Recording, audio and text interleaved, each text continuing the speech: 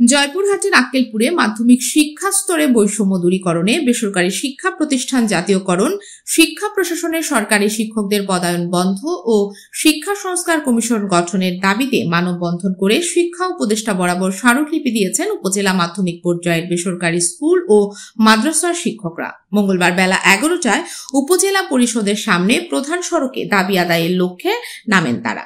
মানববন্ধনে উপজেলার 3 শতাধিক শিক্ষকরা অংশ নেন। মানববন্ধন চলাকালীন সীমিত পরিসরে ক্লাস কার্যক্রম চালু রেখেছেন বলে জানিয়েছেন শিক্ষকরা।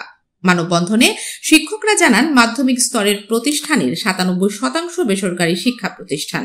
এই প্রতিষ্ঠানগুলি জাতীয়করণ করা অত্যন্ত জরুরি। একই শিক্ষাগত যোগ্যতা, একই বই পড়ানো, একই বোর্ডের আওতায় পরীক্ষা, অথচ সরকারি ও বেসরকারি নাম দিয়ে আর্থিক ও সামাজিক মর্যাদার মধ্যে বিরাট বৈষম্য তৈরি করে রাখা হয়েছে, যা শিক্ষার গুণগত মান উন্নয়নের প্রধান অন্তরায়। শিক্ষার সকল অংশীজনের প্রাণের দাবি মাধ্যমিক শিক্ষা জাতীয়করণ।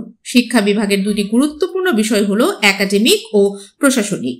এ সময় বক্তব্য দেন উপজেলা শিক্ষক সমিতির সভাপতি, কাশিরা উচ্চ বিদ্যালয়ের প্রধান শিক্ষক মোহাম্মদ সিদ্দিকুর রহমান তালুকদার, সাধারণ সম্পাদক সোনামুখী উচ্চ বিদ্যালয়ের প্রধান শিক্ষক আব্দুর রহমান ও আক্কেলপুর পাইলট বালিকা উচ্চ বিদ্যালয়ের প্রধান শিক্ষক আব্দুল মমিন, সিনিয়র মাদ্রাসার শিক্ষক মেহেদি হাসান, গোপীনাথপুর বালিকা উচ্চ বিদ্যালয়ের শিক্ষক রফিকুল ইসলাম অপু। স্মারকলিপিতে বলা হয়েছে, শিক্ষকেরা একাডেমিক কাজে দক্ষ, তাদের সকল প্রশিক্ষণ শিক্ষা বিদ্যাকেন্দ্রিক, ক্লাসরুমের শিক্ষণে তারা দক্ষ।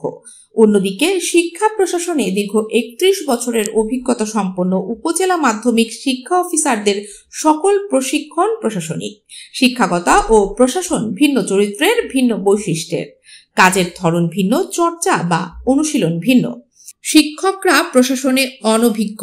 জেলা শিক্ষা অফিসার ও উপপরিচালক পদে তাদের পদায়ন করা হলে সরকারি মাধ্যমিক বিদ্যালয়ে শিক্ষক শূন্যতা যেমন সৃষ্টি হবে, তেমনি ক্লাসরুম শিক্ষকতায় অভিজ্ঞ এরূপ একজন শিক্ষককে উল্লেখিত পদসমূহে পদায়ন করা হলে বিভিন্ন বিধিবিধান সম্পর্কে পূর্ব জ্ঞান না থাকার কারণে অফিসের অভিজ্ঞতা সম্পন্ন অধস্তন পদের লোকজনের পরামর্শ দ্বারাই পরিচালিত হতে হয়।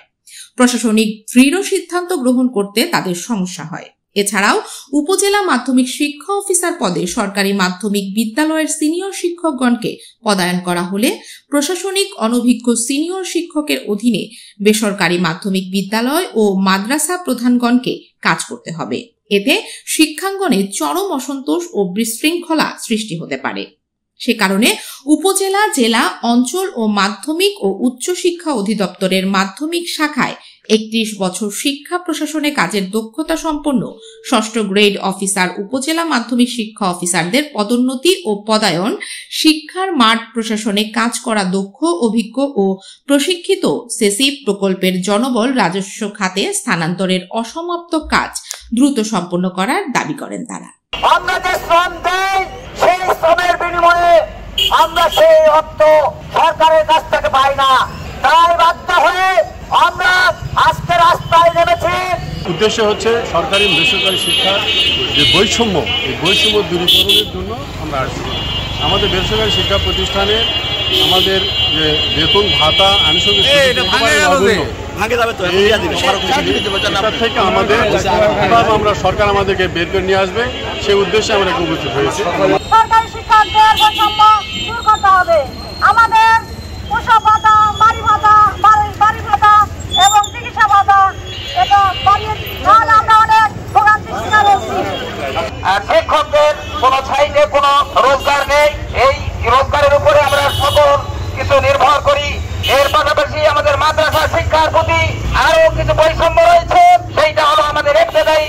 বেসরকারি শিক্ষকদের দুর্দশা আজ বাংলাদেশের সবচাইতে দুর্দশার মধ্যে রয়েছে বেসরকারি শিক্ষকগণ।